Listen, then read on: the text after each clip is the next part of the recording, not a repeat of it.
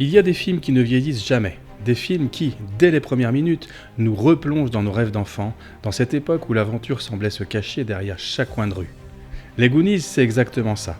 Sorti en 1985, ce film culte signé Richard Donner et produit par Steven Spielberg a marqué toute une génération. Entre chasse au trésor, piège rocambolesque et amitié indestructible, il a su capturer l'esprit de l'enfance comme peu d'autres avant lui. Aujourd'hui, on replonge ensemble dans les souterrains d'Astoria à la recherche du trésor de Willy le Borgne, mais aussi des secrets de tournage pour comprendre ce qui rend les Goonies aussi magiques. Suivons Mickey, Brent, Bagoo, Choco et Data, et c'est parti. Les Goonies est donc sorti le 7 juin 1985 aux États-Unis et le 4 décembre de la même année en France.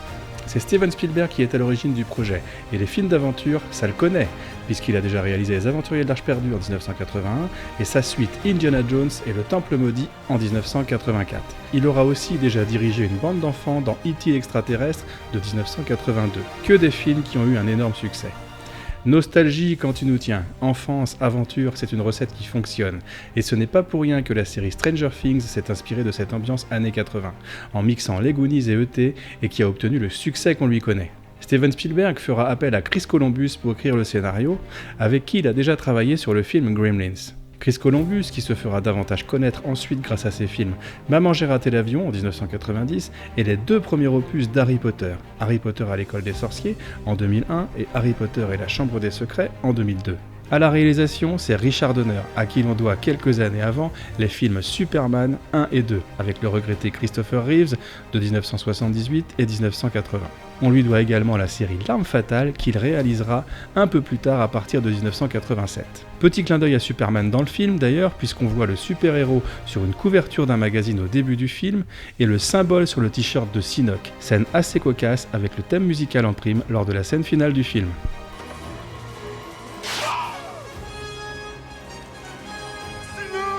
Avec une telle équipe, on ne pouvait avoir qu'un résultat à la hauteur. Et ça n'a pas raté puisque le film, pour un budget de 19 millions de dollars, à l'époque, en rapporte plus de 125 millions. Un succès phénoménal. L'aventure se passe dans la petite ville d'Astoria, ville dans laquelle a été aussi tourné plus tard le film Sauver Willy en 1993 et Un flic à la maternelle avec Arnold Schwarzenegger de 1990. La prison de laquelle s'échappe Jake Fratelli au début du film était authentique et elle a été reconditionnée en musée dédié au film. D'ailleurs, depuis la sortie du film, le 7 juin est devenu la journée des Goonies pour la ville d'Astoria, l'occasion pour les fans de visiter les lieux emblématiques du tournage. Toutes les parties souterraines ont été construites dans les studios de la Warner. Même le bateau gigantesque que l'on découvre à la fin a été construit pour l'occasion. D'ailleurs, le navire a été caché aux enfants jusqu'au moment de l'acte final, afin que les expressions de surprise et d'étonnement de la bande soient authentiques à l'écran. Mais il paraît que l'acteur Josh Brolin, qui joue Brent, n'a pas pu s'empêcher d'exprimer sa surprise à travers des noms d'oiseaux, et que la scène a dû être retournée. Une cachotterie qui n'aura servi à rien. Le bateau a nécessité 2 mois de fabrication, et était censé ressembler à celui que l'on voit dans le film d'Errol Flynn, L'Aigle des mers, que regarde Sinoc dans la cave. Après le film, le bateau a dû être complètement détruit, et ce n'est pas faute d'avoir essayé de le refourguer à des parcs d'attractions ou même de le donner sans succès. Certaines pièces auraient tout de même servi pour l'attraction des Pirates des Caraïbes de Disneyland. Le film a été le début de carrière de la plupart des protagonistes. Et oui, c'était le tout premier rôle pour Sean Astin, qui interprète Mickey, Michael Walsh, le vrai fan de Willy le Borgne.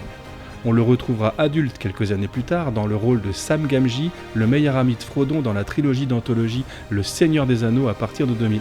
Il interprète également Bob dans la saison 2 de Stranger Things, série fortement influencée par les Goonies. Il jouera également dans le film Click avec Adam Sandler dans lequel il interprète le maître nageur. Film assez drôle qui ne se prend pas au sérieux, je vous le conseille. Bagoo ou Clark Devereaux, la grande gueule du groupe, joué par Corey Feldman, avait quant à lui déjà fait l'acteur dans le film Gremlins de 1984 et Vendredi 13, chapitre final de 1984 également. On le verra ensuite dans l'excellent Stand By Me de 86 et dans Génération perdue, un film de vampire de 1987. C'était un peu l'enfant star des années 80 en fait. Jeff Cohen, qui interprète Lawrence Cohen, dit Choco, l'enfant un peu grassouillet, maladroit mais surtout mythomane. Il n'a pas continué dans le cinéma, après quelques petits rôles, il a repris ses études et s'est orienté vers la profession d'avocat. Sur le plateau de tournage, il était connu comme un véritable bosseur, si bien qu'il est même venu tourner alors qu'il avait la varicelle, par peur d'être remplacé par un autre acteur. D'ailleurs, lors de sa scène du Bouffi Bouffon, si on regarde bien, on peut noter la présence de plusieurs boutons sur son torse. Brent, ou Brundle Walsh, Non, pas celui-là. Ah oui, là c'est mieux. Interprété par Josh Brolin, pour qui c'est le premier rôle sur grand écran. Sa carrière a décollé un peu plus tard lorsqu'il sera adulte. Vous le connaissez tous, puisqu'il joue l'un des plus grands méchants du cinéma, enfin du MCU, à savoir Thanos. On le retrouve également dans Men in Black 3, No Country for Old Men et Deadpool 2, dans lequel il y a d'ailleurs 2 jolis clins d'œil au film Les Goonies. En effet, lorsque son personnage Cable discute avec Deadpool, Ryan Reynolds, ce dernier a la même chemise à fleurs que Choco. Et Deadpool le nomme Willy le Borgne pendant une altercation. Haha, vous ne les aviez pas celle-là, hein. Data, ou Richard Wang de son vrai nom dans le film, interprété par Ke Huy Quan, le James Bond de la bande. Il avait déjà pris ses marques en tant qu'acteur aux côtés d'Harrison Ford dans Indiana Jones et le Temple Maudit, dans lequel il interprète 2001, le petit garçon aventurier et charismatique. Il fait un retour triomphal en 2022 dans Everything Everywhere All at Once, où il obtient l'Oscar du meilleur acteur dans un second rôle.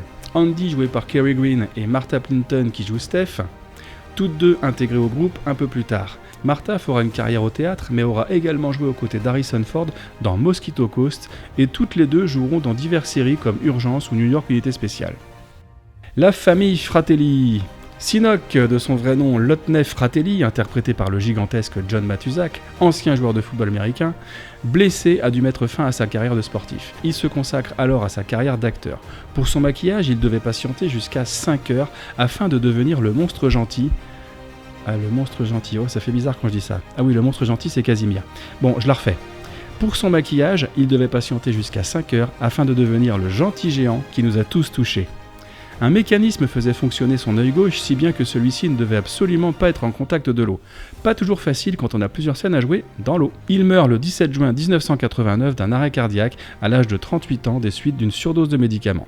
Joe Pantoliano, qui interprète Francis Fratelli, acteur assez connu que l'on retrouve dans Risky Business de 1983 aux côtés de Tom Cruise et que l'on retrouvera dans L'Empire du Soleil de Spielberg en 87, Memento de Nolan en 2000 entre autres, mais on se souvient surtout de lui dans le rôle du traître Cypher de Matrix des sœurs Wachowski en 1999.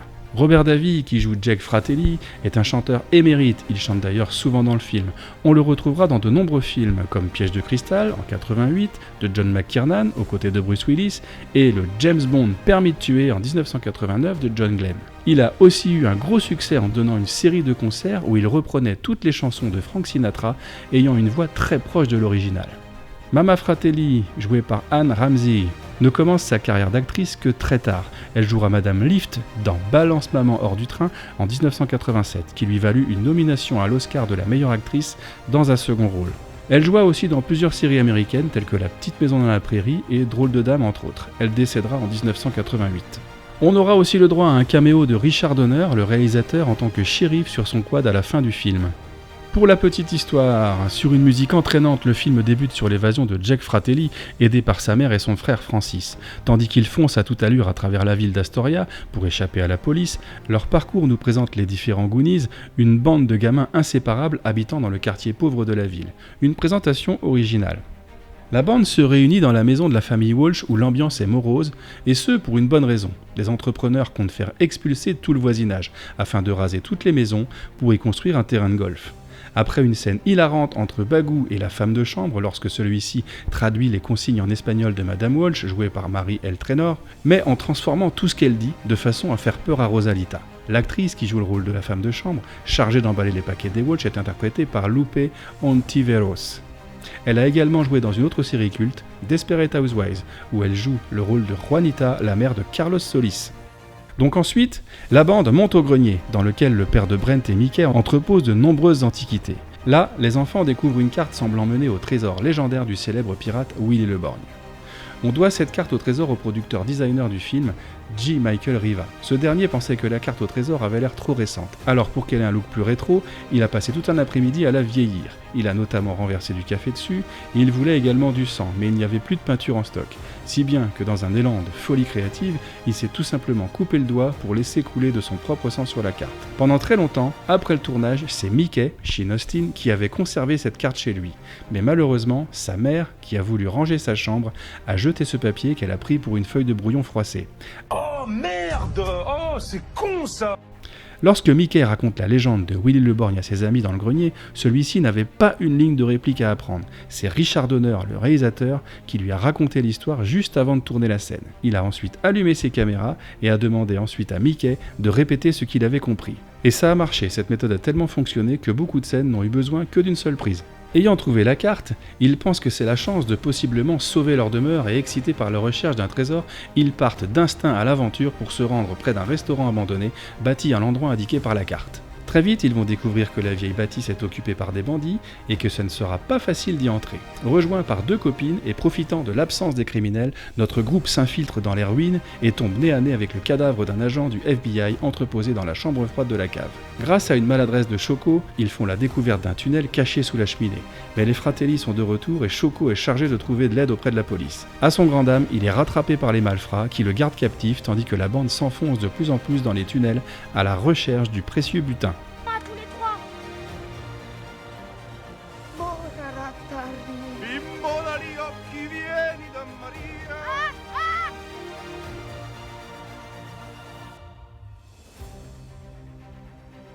Le film Les Goonies est synonyme d'aventure. Il existe bien des histoires qui ont été racontées avant ou après celle-ci, mais rares sont celles qui ont fait autant rêver et où l'aventure semble si accessible. Ici, on n'est pas dans Indiana Jones ou à la poursuite du diamant vert, pas besoin de faire le tour du monde pour être dépaysé. Les héros sont des gamins ordinaires et leurs péripéties se déroulent à quelques kilomètres seulement de chez eux. Chaque enfant peut alors s'identifier au personnage et sait qu'en un coup de pédale, on peut se retrouver dans un endroit qui peut sembler empreint de mystère. À cet âge, on se transforme vite en explorateur, où tout peut devenir une excursion pleine d'imagination. Ce besoin d'aventure, cette complicité dans les épreuves, le film nous le donne durant presque 2 heures. Et c'est devenu, pour toute une génération, un véritable symbole d'une jeunesse intrépide et un monument de nostalgie. Chaque personnage est bien caractérisé et a des mimiques bien particuliers, aussi bien du côté des gentils que des méchants. Mickey, qui semble faible avec sa ventoline et dont le grand frère est là pour le protéger, s'impose pourtant en tant que chef de la bande. On a aussi Bagou avec sa grande gueule qui ne peut s'empêcher un seul instant de la ramener et de dire des conneries. Data et ses inventions pas si inutiles, ou encore Choco qui raconte des bobards que même les plus crédules ne pourraient avaler. Même les Fratelli sont marquants entre Jack qui chante à la moindre occasion, Francis qui perd ses moumoutes, et la Mama aussi aimable qu'une porte de prison et qui décoche des baffes dès qu'elle en a l'occasion. Ces bandits sont aussi amusants à suivre que les gamins qu'ils poursuivent. Lorsque l'on partage le même âge que les acteurs, il n'est pas surprenant de vouloir s'identifier à l'un d'entre eux. Le film gère son rythme avec brio, alternant entre des séquences d'action intenses où la tension d'une course-poursuite se mêle à l'excitation de la découverte d'un indice laissé par Willy, et des instants plus posés durant lesquels les jeunes protagonistes s'accordent un moment pour réfléchir à leur choix et gagner en maturité. Ce qui ne les empêche pas de rester de véritables garnements. Ils crient, se coupent la parole sans arrêt, s'expriment dans un langage haut en couleur digne de la chemise de Choco et débordent d'imagination lorsqu'il s'agit d'inventer des histoires invraisemblables. C'est aussi ce qui les rend attachants. Avec leur spontanéité et leur franc-parler, les dialogues directs et naturels renforcent cette impression d'authenticité. Les enfants réagissent avec leur naïveté propre à leur âge, exactement comme le feraient de vrais gamins confrontés à de telles aventures, et l'on se surprend à partager leur enthousiasme à chaque nouvelle victoire. Les décors et les jeux de lumière occupent une place essentielle dans cette aventure. Au début, on découvre un quartier populaire noyé sous un ciel gris et pluvieux, où une bande encore incomplète traîne son moral en berne. Mais au fil de l'histoire, l'ambiance gagne en chaleur et se pare de nuances dorées. Les décors construits en studio sont loin d'être risibles. Ils évoquent plutôt l'impression de se promener dans un immense parc d'attractions dont la pièce maîtresse serait un navire fantôme prêt à révéler tous ses mystères.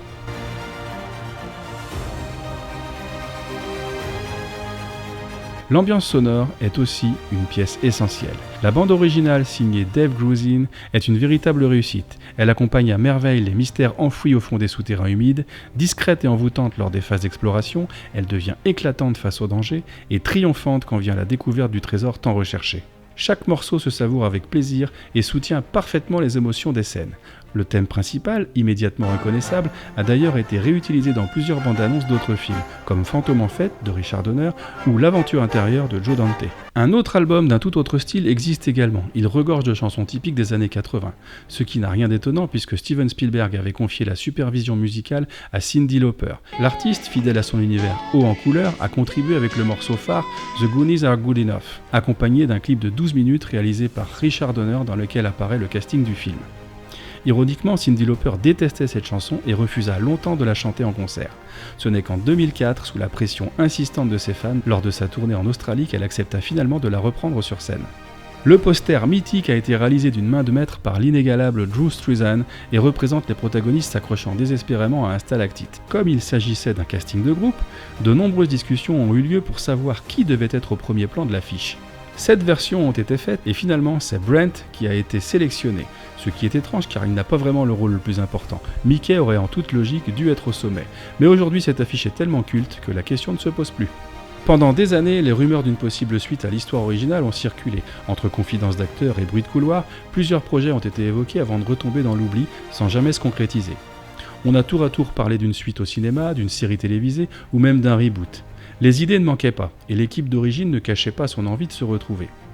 Il aura finalement fallu attendre le 14 février 2025 pour que les Goonies 2 soient officiellement annoncés comme étant en développement. Steven Spielberg et Chris Columbus devraient être de la partie, reste à savoir si les acteurs survivants reprendront leur rôle ou si ce retour tardif risque de devenir l'épisode de trop. Pour moi, le film n'a pas besoin d'une suite, et je me demande si la frustration de ne pas voir de suite ne serait pas préférable par rapport au risque d'une déception. Affaire à suivre. Avant de conclure, voici quelques anecdotes supplémentaires. Scène coupée qui justifie les traces de brûlure autour de la carte. Les Goonies étaient censés se retrouver dans un magasin, et ils croisent la route de Troy, le pervers à la Ford Mustang, qui, pour les embêter, allume la carte tel un cigare. Alors je ne sais pas à quel moment le réalisateur comptait placer cette scène, car la carte était déjà brûlée lorsque les Goonies l'ont trouvée. Au début du film, Choco raconte un gros mytho sur Michael Jackson et sa sœur qui seraient venus chez lui pisser un coup. Eh bien, Michael Jackson et sa sœur sont bienvenus sur le tournage du film, en voici quelques photos. À la fin du film, lorsque les journalistes interrogent les Goonies, Data prononce cette phrase. C'est la grosse pieuvre qui nous a fait le plus peur. Mais de quoi parle-t-il ? On n'en voit aucune dans le film. La scène a pourtant existé puisqu'elle a été diffusée dans sa version TV du film.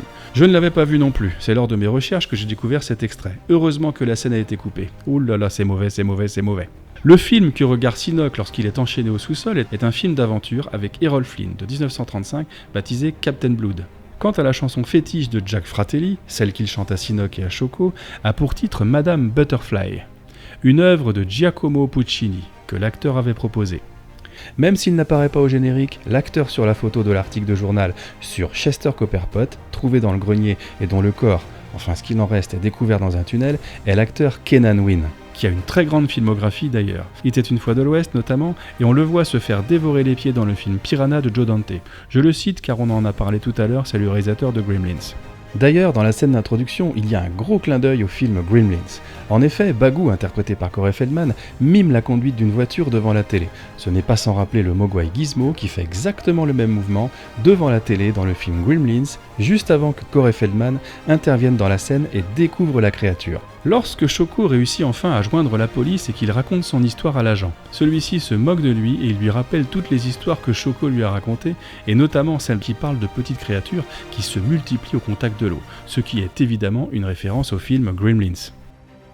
Parfois, certains éléments sont super bien faits. Évidemment, il y a une explication à ce réalisme. Par exemple, le crâne de Willy Le Borgne est en réalité un vrai crâne humain. Ouh là là. En fin de compte, Les Goonies n'est pas seulement un simple film qu'on regarde, c'est une aventure qu'on vit. Une œuvre qui traverse le temps sans perdre une once de sa magie. 40 ans plus tard, elle continue d'incarner ce que le cinéma peut offrir de plus pur. L'émerveillement, la camaraderie et ce sentiment unique qu'on éprouvait enfant quand on croyait encore que des trésors pouvaient être cachés sous nos pieds. Ce film nous rappelle qu'on a tous été un jour un Goonie. Curieux, rêveur, un peu maladroit, mais animé par l'envie de croire en quelque chose de plus grand. Et c'est peut-être ça la véritable aventure, celle qu'on continue de vivre longtemps après le générique de fin. Alors si comme moi les Goonies ont marqué votre enfance, dites-le moi en commentaire. Quelle scène, quelle réplique ou quel moment vous revient toujours en tête? Si cette vidéo vous a diverti, n'oubliez pas de mettre un pouce et de vous abonner. Sur ce, je vous dis ciao et à bientôt.